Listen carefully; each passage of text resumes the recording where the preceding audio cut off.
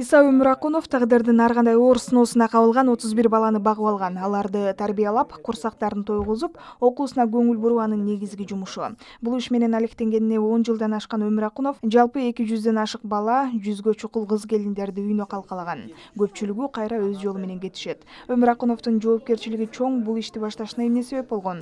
Айтымында чет өлкөгө иштеп кетүүгө камданып, бирок баласын таштаганга эч кими жок келендин окуясы түрткү болгон. Андан көп өтпөй, эни бала мээрими фондун түптөгөн. Эми булар эч күнөөсү жок нерселер. Мен балдар такай ушинтип айтам да, жана кээ бир энелерге. Бала бул Кудайдан келген белек деп. Анан бүгүнкү күндө белекке биз кандай мамиле кылып атабыз депчи. Анан көбүнө да ошо эскертебиз. Фонд деген аты эле болбосо, бул жайда Иса Өмүракунов жубайы экөө эле иштешет. Өмүракунов билдиргендей, ар бир жеткинчекти кабыл алууда экинчи тарап менен 6 ай гана карап беребиз деп келишим түзөт. Бирок баары эле баласын алып кетүүгө ашыкпайт. Себептери ар кандай. Менин чоң байкембай, ичимбай, ипебекмбай. Улутуна карабай Темирландын тили кыргызча чыккан. Бир туугандары да кыргызча гана пикир алмашышат. Корду көрүп келген да. Таякеси түрмөдөн келип, анан буларды бир эле кары тайнеси, чоң энеси ошо бакчы экен. Анан ушу так ушу Рафаны сабап аткан жерден кошуналар көрүп, милицияга арыз берип, анан бизге алып келишкен да. Рафа чоңоюп калды, чоң жигит болуп калды бул. Мектепте да жакшы окушат. Азыр күрөшкө да барышат. Бүт баары чуркап келишип, кимиси кайсыны кыла алса жардам берет. Баягы кичинекей мал чарбачылыгыбыз бар, ага да жардам беришет. Бизге келип түшкөн студент кыздарды, кээ бир келиндерди бияктан турмушка узатканбыз. Баягы кээ бирөөнүн жигиттерин кубалап таптык да, таап анан үйлөнткөнбүз да. Иса Өмүракунов кайрылгандардын баарын эле кабыл ала бербейбиз дейт. Көп эле бизди баягы интернеттен көрдүк элек, же телевидениеден көрдүк элек, же соцзащитадан алдык элек деп келишет да. Кээ бир студенттерди балким төрөп калып роддомдон алып келишет, ушундай да бар да.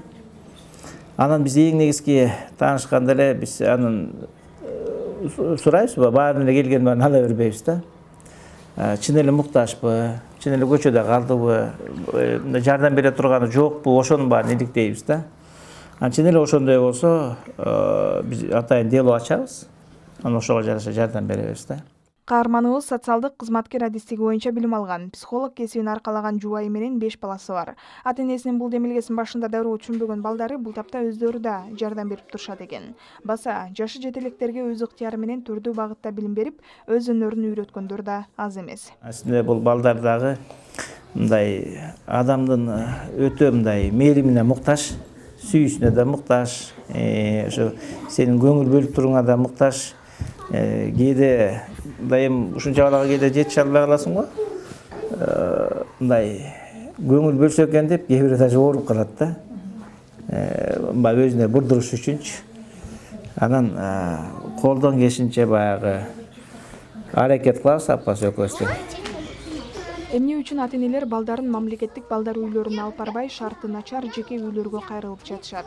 Мамлекеттик мекемелерге кабыл алууда документтердин көптүгү негизги себептердин бири. Бүгүнкү күндө фонд түзүп алып, өз үйүндө бала карагандардын саны өлкө боюнча 45ти түзөт. Жеке адамдардын колундагы балдар зордук зомбулукка кабылбайт деп ким кепилдик берет? Үй бүлөдөгү, жанакындай уюмдардагы же мамлекеттик болсо дагы жанакы интернат мекемелеринде дайыма коопсуз бар да, мындайча айтканда риск всегда бар. Ошону көзөмөлгө алып турган бул райондук социалдык өнүгүү башкармалыктары көзөмөлгө алат. Андан тышкары биздин министрликте мониторинг жана инспекция жүргүзүү туура боюнча бөлүм бар. Бул бөлүм жыл сайын өзүнүн планына жараша ушул уюмдарды жанакы мониторинг жүргүзөт. Сөз болуп жаткан тармакта иш алып баруу үчүн мамлекет кандай талаптарды коет? Эми бул уюмдар жанакы юстиция министрлигинен регистрация өтүшөт. Андан кийин бизден аккредитациядан өтөт. Уставтарын бекитип, анан иштей башташат да. Финансированиясы болуш керек. Балдарды бакканга шарты болуш керек. Бизде минималдык стандарттар бар. Ар бир балага туура келсе, ошол убакта гана бул уюмдар иш алып бара алат да. Демек учурда иштеп жаткан фонддор тийиштүү эрежелерге жооп берет дегенди түшүндүрөт. Бирок чыныгы картина айтылгандарга дал келбейт. Соңку мезгилде көзөмөлдүн жоктугунан түрдүү зомбулукка кабылып жаткан балдардын көптүгүн эске алганда бул чоң көйгөй бойдон калууда.